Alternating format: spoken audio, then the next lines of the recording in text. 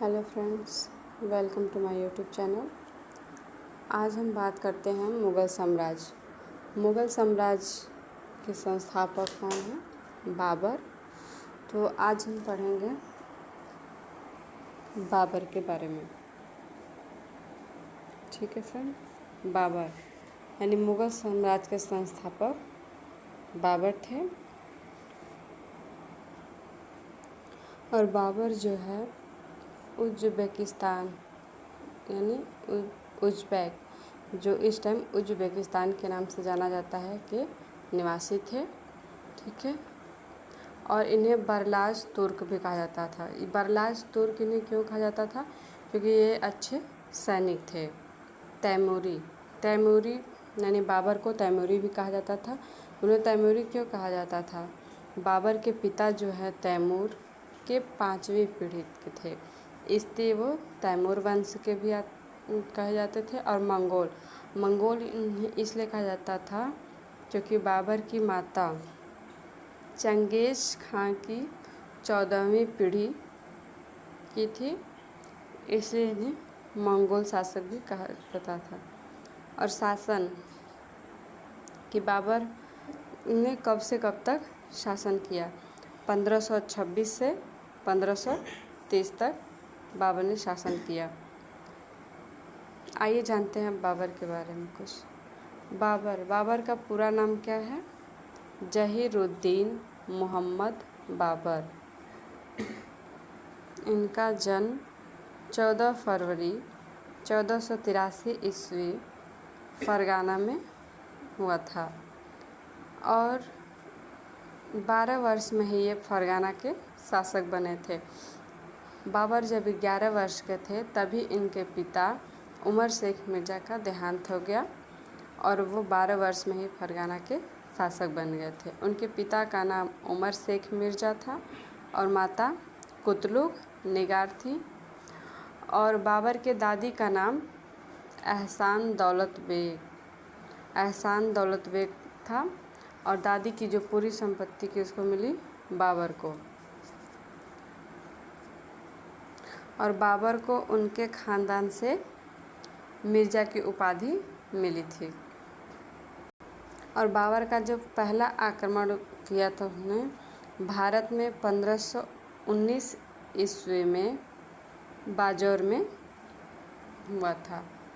और बाजौर के जरिए भारत के भेरा किला पर भी विजय प्राप्त किया था। अब बात करते हैं बाबर के पुत्र। बाबर के 4 पुत्र थे, हुमायूं, कामरान, अस्करी, हिंदाल। उसने अपने चारों पुत्रों के लिए राज्य को बांट दिया था। हुमायूं को दिल्ली, कामरान को कांधार, अस्करी को संभल यूपी, हिंदाल को अलवर।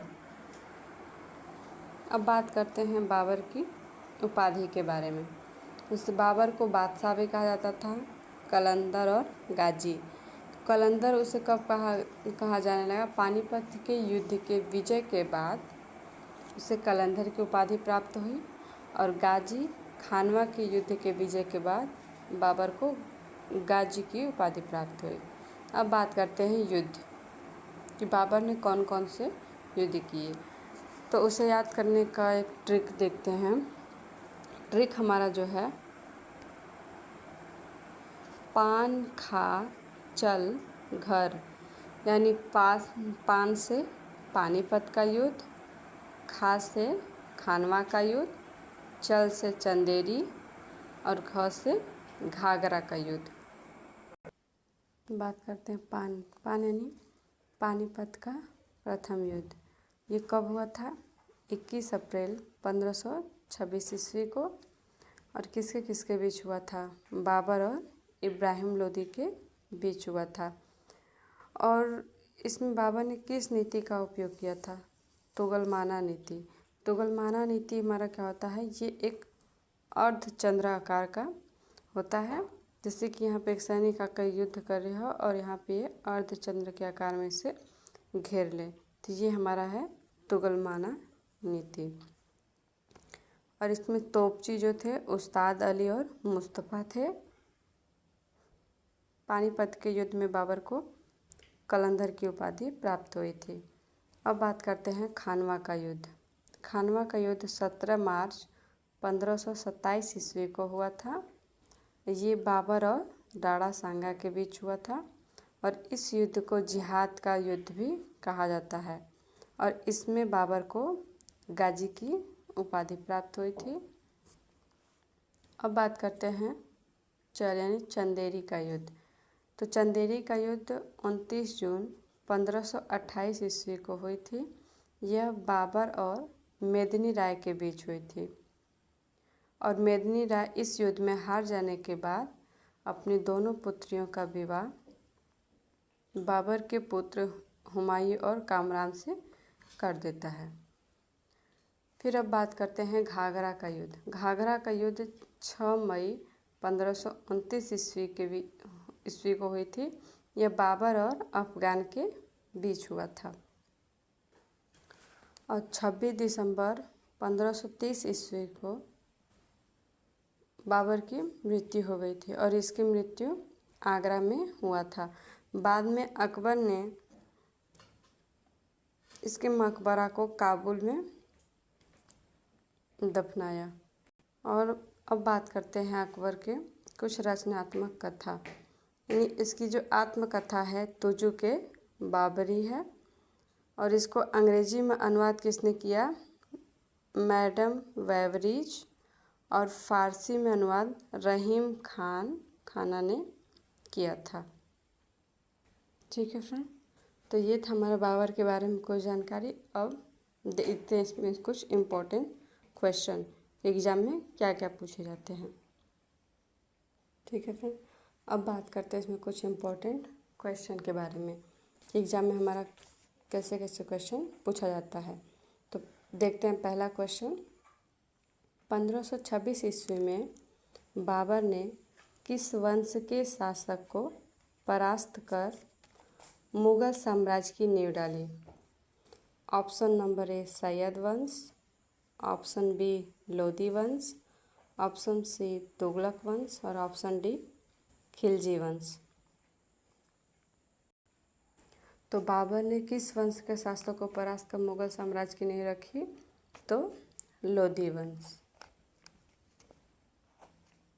लोदी वंश के शासक को परास्त कर मुगल साम्राज्य की नींव रखी थी।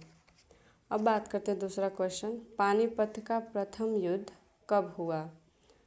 ऑप्शन नंबर ए 21 अप्रैल 1529 ईस्वी, ऑप्शन बी 21 अप्रैल 1526 ईस्वी, ऑप्शन सी 15 अप्रैल 1528 ईस्वी और ऑप्शन डी जो हमारा है 20 अप्रैल 1527 ईस्वी। तो पानीपत का हमारा जो युद्ध है 21 अप्रैल 1526 ईस्वी को हुआ था।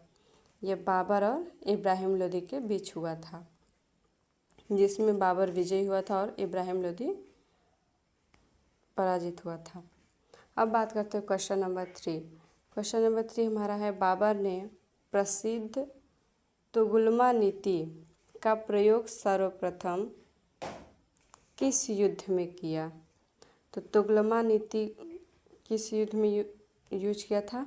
ऑप्शन नंबर ए खानवा के युद्ध में और ऑप्शन बी घाघरा के युद्ध में, ऑप्शन सी पानीपत के युद्ध में और ऑप्शन डी हमारा कोई नहीं।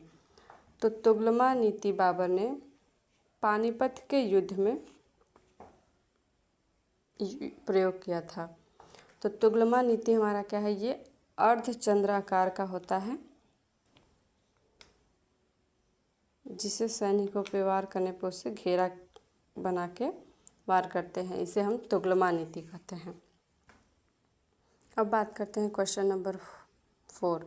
1526 ईस्वी में बाबर ने किस शासक को परास्त कर मुगल साम्राज्य की नींव डाली थी? Option number A Bahlol Lodi, option B Ibrahim Lodi, option C Hasan Gangu और ऑप्शन डी में कृष्णदेव राय। तो ये ऑप्शन बी हमारा इब्राहिम लोदी को परास्त कर मुगल साम्राज्य की नींव रखी थी। अब बात करते हैं क्वेश्चन नंबर 5। खानवा का युद्ध किस किस के बीच हुआ? ये क्वेश्चन हमारा एनटीपीसी 2021 में पूछा गया है। अब ऑप्शन नंबर है बाबर और सिकंदर के बीच, ऑप्शन बी बाबर और राणा सांगा के बीच, ऑप्शन सी हमारा बाबर और इब्राहिम लोदी के बीच, और ऑप्शन डी में हमारा है बाबर प्लस हयात खान। तो खानवा का युद्ध हमारा बाबर और राणा सांगा के बीच हुआ था, जिसमें बाबर विजयी हुआ था। अब बात करते हैं क्वेश्चन नंबर 6 के बारे में। क्वेश्चन नंबर 6 में हमारा क्या है, चंदेरी का युद्ध कब हुआ? ऑप्शन नंबर ए हमारा 29 जनवरी 1527 ईस्वी को, और ऑप्शन बी हमारा 25 फरवरी 1928 ईस्वी को, और ऑप्शन सी हमारा है 29 जनवरी 1528 ईस्वी को, और ऑप्शन डी हमारा 20 जुलाई 1529 ईस्वी को। तो चंदेरी का युद्ध हमारा 29 जनवरी 1528 ईस्वी को हुई थी। तो चंदेरी का युद्ध हमारा जो है बाबर और मेदिनी राय के बीच हुई थी, जिसमें बाबर विजयी हुआ था और मेदिनी राय पराजित हुआ था। और पराजित होने के बाद उसने अपनी दोनों पुत्रियों का विवाह बाबर के 2 पुत्र हुमायूं और कामरान से कर दिया था। अब बात करते हैं क्वेश्चन नंबर 7। बाबर ने काबुल में चांदी का सिक्का किस नाम से चलाया? Option number A Shahrukh, option B रुपया, ऑप्शन डी टका, ऑप्शन डी दिरहम। तो शाहरुख के नाम से चलाया था। अब बात करते हैं क्वेश्चन नंबर 8। बाबर ने अपनी आत्मकथा बाबरनामा की रचना तुर्की भाषा में की, बाद में उसका अनुवाद फारसी में किसने किया? तो option number A Abdul Rahim Khan Khana, option B Faizi, और option C Abdul Qadir Badayuni, option D हमारा है अबुल फजल। तो फारसी में अनुवाद जो अब्दुल रहीम खान खाना ने किया था। अब बात करते हैं क्वेश्चन नंबर 9। बाबर ने तुजुक ए बाबरी नामक अपनी आत्मकथा किस भाषा में लिखी थी? ऑप्शन नंबर ए अरबी, ऑप्शन बी फारसी, ऑप्शन सी उर्दू, और ऑप्शन डी हमारा तुर्की। तो बाबर ने तुजुक ए बाबरी नामक अपनी आत्मकथा तुर्की भाषा में लिखी थी। ठीक है फ्रेंड्स, तो ये हमारा रहे आज के इम्पोर्टेंट क्वेश्चन। अब अगले नेक्स्ट वीडियो में हम पढ़ेंगे हुमायूं और अकबर के बारे में। तब तक के लिए थैंक यू फ्रेंड्स।